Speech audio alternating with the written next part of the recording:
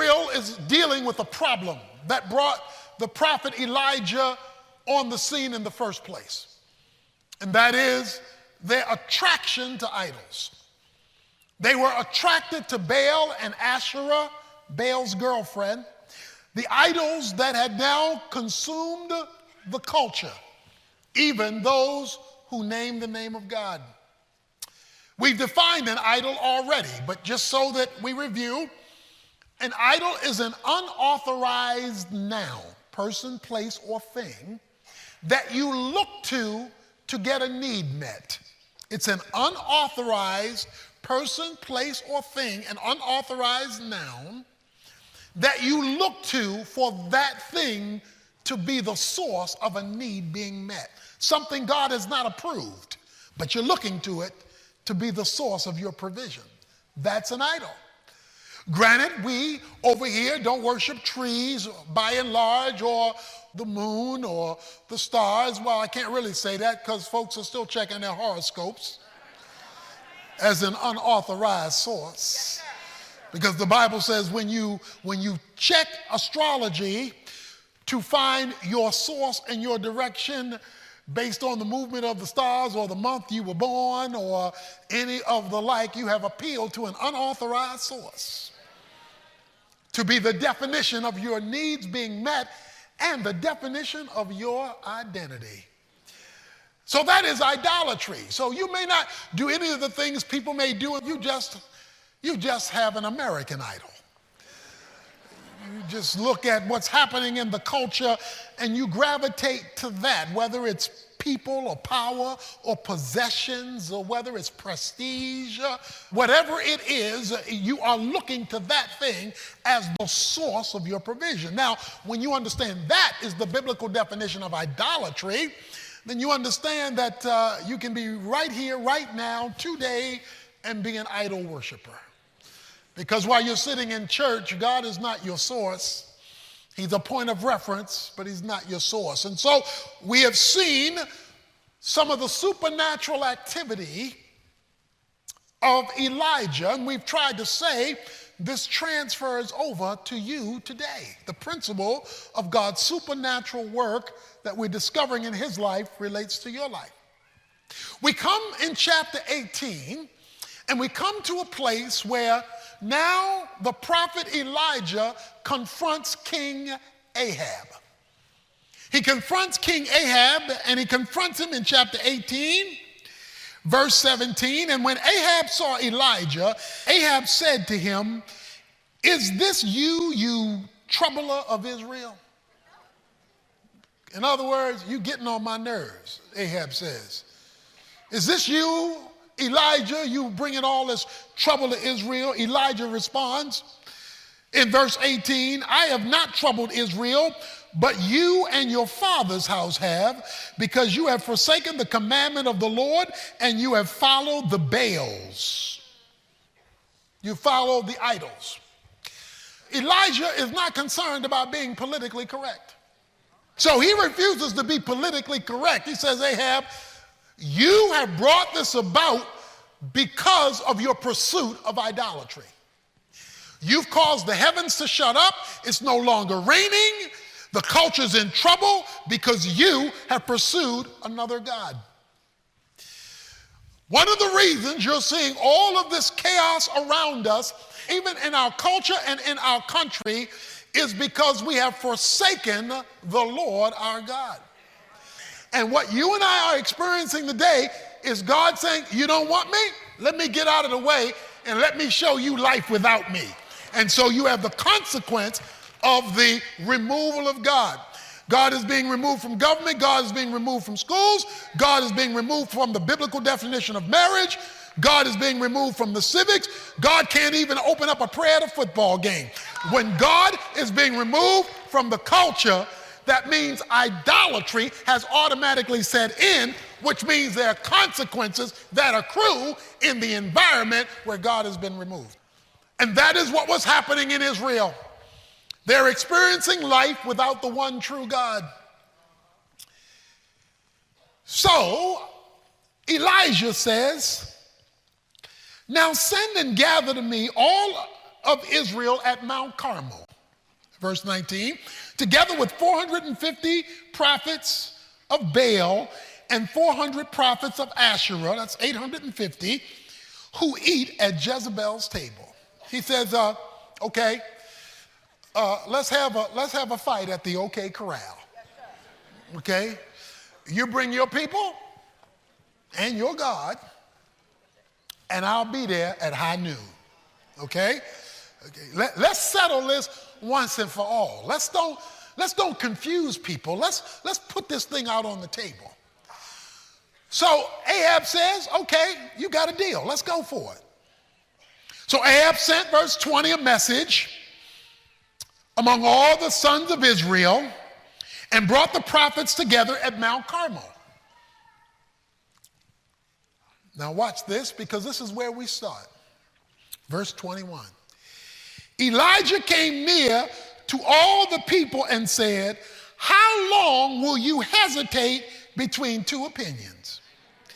If the Lord is God, follow him, but if Baal, follow him. But the people did not answer him a word. Oh. Elijah says, all right, folk, how long you gonna keep dancing? How long will you hesitate between two opinions? The word hesitate means vacillate. How long you gonna dance? This God on Sunday and another God on Monday. How long you gonna go back and forth? How long you gonna dance around this thing? How long you gonna move back and forth? How long are we gonna have to keep doing this? How long are you gonna have to keep hearing the same sermon every week, calling you to full commitment before you make one? See, a lot of folk want to worship God on Sunday and then hug an idol on Monday. He says, how long? How many more years? How many more months? How many more services? How long are you going to dance before you decide? That's his question. It says the people were silent. Why were they silent? Simple. They weren't ready to commit. They weren't ready to commit. They weren't ready to, you too serious. You being too serious about this Christian thing. Just let me get a little church, give me a little music, preach me a little sermon, and then leave me alone. It says the people were silent. They were not ready to commit. But watch it. They were always ready for a miracle. They were always looking for a blessing. They were always looking for God to do something while they were silent. So let me state my position as coming from this passage. If you're not ready to commit and to stop dancing, stop looking for a miracle and searching for a blessing. They said nothing because they weren't ready to make a full commitment. And yet he's calling on them just to do that.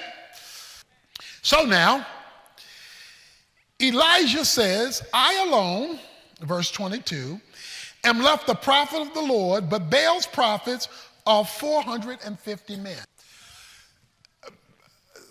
Elijah says, I'm outnumbered, 450 to 1. Since this is not to see how the numbers fare in my favor, I'm ready to take my stand. God is looking for some folk who, even though outnumbered, are willing to take their stand. Who, even though the other side has more than you, even though it looks like you're outnumbered among your friends, among your coworkers, or what have you, he said, this is how the numbers shape up. But in spite of that, we're going to put the true God to the test. He says, why don't you bring, verse 23, 2 oxen, and let the 450 choose 1 oxen, and I'll take whichever one they don't choose, put it on the wood, put it on the altar, but don't put a fire under it.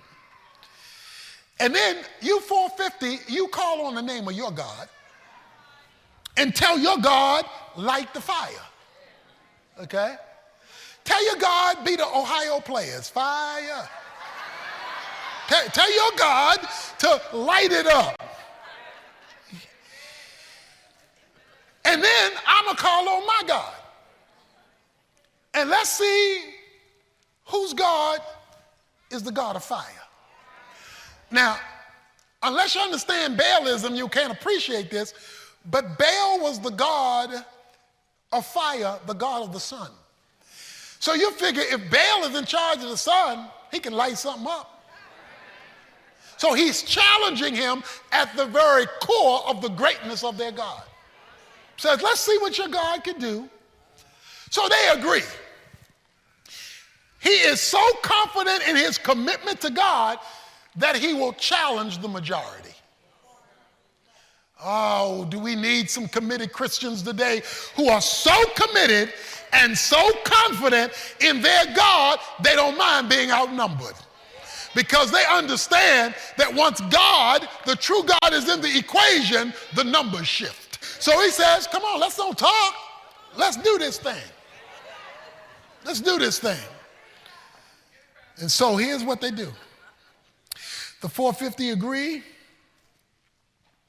And so they chose the ox, in verse 26, they took the ox and prepared it in the name of Baal.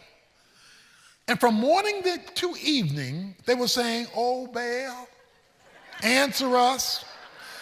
But there was no voice. No one answered. And they leaped about the altar which they made. So they're in there with their God. Oh Baal, let's have some fire. Light the altar. Oh Baal, oh great Baal. They jumping around the altar. They're getting their praise on around the idol. And it says, and nothing happened. And there was no voice. Now this is where we get to a little humorous part in the Bible. It gets a little humorous here in verse 27. Because it says, at about noon, that Elijah mocked them. Okay, now it's 450 of them.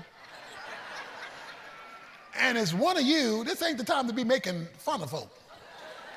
But Elijah just standing there, and he mocks them. And look at how he mocks them. He says, why don't you call out louder? Call out verse 27 with a loud voice. Y'all ain't screaming loud enough. He can't hear you. He says, but he is a God. Maybe he's occupied.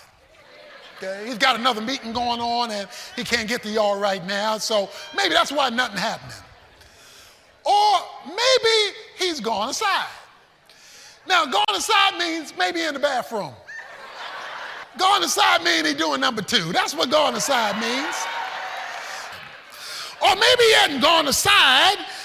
Maybe he's on a journey. He's on a trip. You know, he's taking a vacation. Or perhaps he's snoring. He says maybe he's asleep and you need to wake him up. So why don't you sing a little louder, praise a little louder, pray a little louder, and wake up your God. Well, all he did was tick them off, because in verse 28 it says, they cried out with a loud voice, and they cut themselves, according to the custom, with swords and lances, until the blood gushed out of them. When midday was past, verse 29, they raved until the evening sacrifice. There was no voice, no one answered, no one paid attention. Then Elijah said to all the people, come close. Come close. So all the people came near to him, and he repaired the altar of the Lord, which had been torn down. Okay, let me stop there.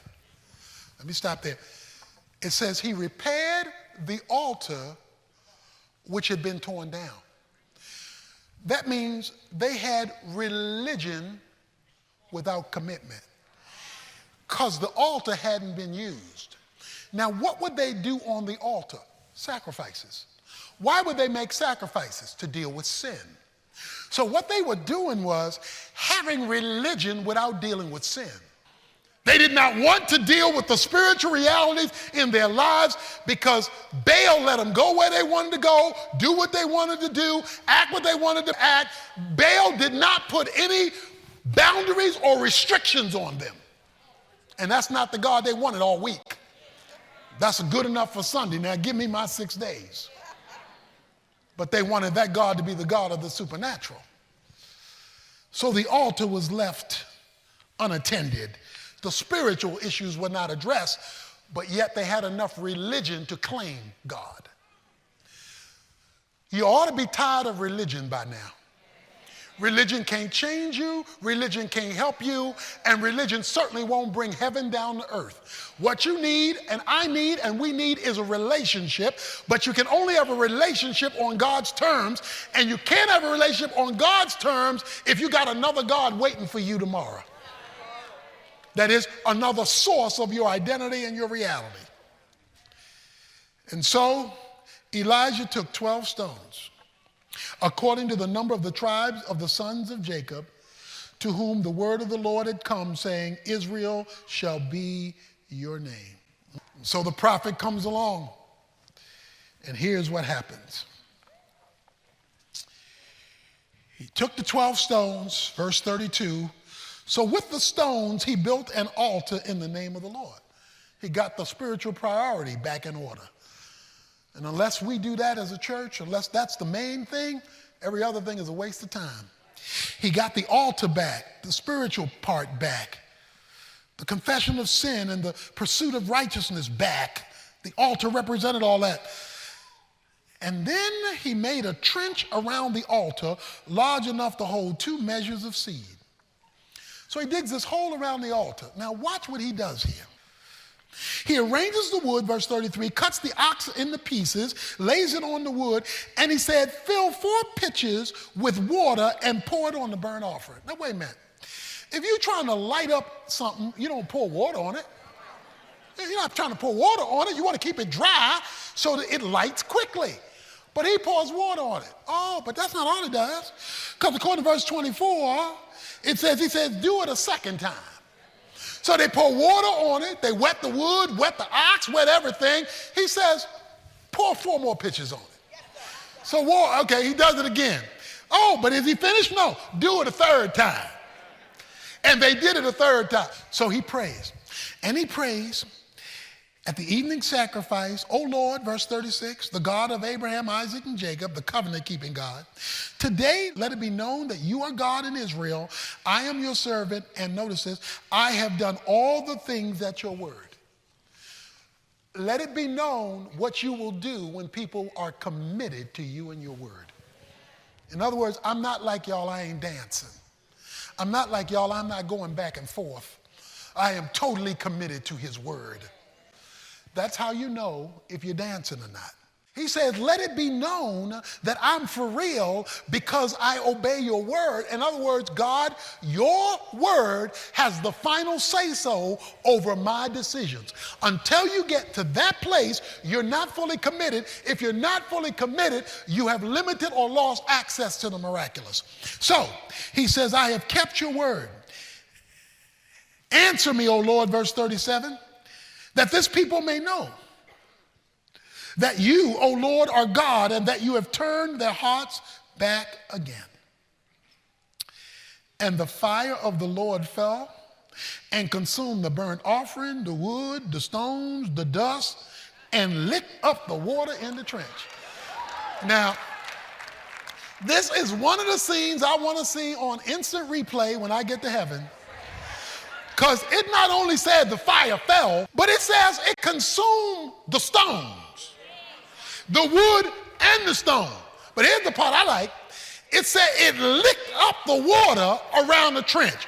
Oh, and when you see God show off and show out for you, when you see him do exceedingly abundantly above all you can ask or think, when you see because you've rebuilt the altar of full commitment, he said he saw it. And then the people saw it. They fell on their faces and said, the Lord, he is God. The Lord, he is God. Does anybody here know what a hillbilly road bump is? A hillbilly road bump is an armadillo dead in the middle of a road. That's what's called a hillbilly, country people call it a hillbilly road bump, okay? Now let me explain. 500,000 armadillos every year are killed in the middle of the road. Every time I've seen an armadillo, it's on its back and its legs are sticking up in the air. Every time I see an armadillo, it's dead in the middle of the road. Because here's what they do. They start crossing the road.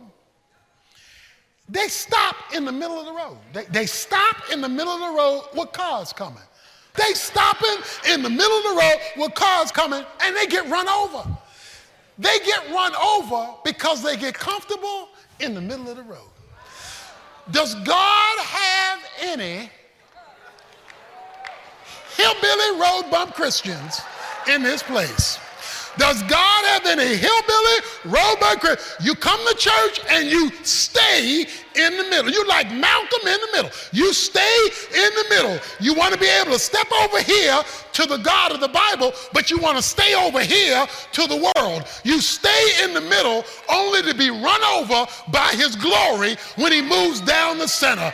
But if he can ever get you to go all the way, heaven will open up. You will see heaven open, Jesus said. You will see the angels of God going up and down the Son of Man, and you will see what God can do because you've given him all you have. God is looking for some folk who are going to leave the middle.